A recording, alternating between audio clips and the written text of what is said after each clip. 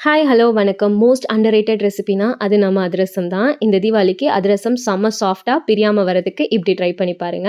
2 cup அரிசி மாவு எடுத்துக்கலாம். கொஞ்சம் கொஞ்சமா தண்ணி தெளிச்சு, பிடிச்சா ஷேப் ஹோல்ட் ஆகணுங்க.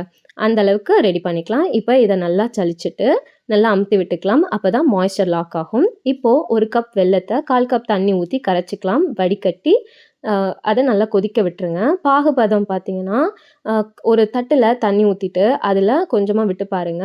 அத உங்களால எடுக்க முடியணும். தக்காளி பதம் மாதிரி வரணும். அத எடுத்தா கொல கொலன்ட்டு தக்காளி மாதிரி வரணும். அதுதான் பாகுபதம்.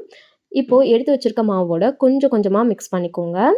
இப்ப அத ஒரு பாத்திரத்துல போட்டுட்டு 1 டீஸ்பூன் நெய் சேர்த்து தடவி, துணி போட்டு மூடிக்கலாம். அட்லீஸ்ட் 5 டூ 12 ஹார்ஸ் ஃபெர்மெண்ட் ஆகணும். நான் நைட்டு செஞ்சுட்டு காலையில சுடப் போறேன்.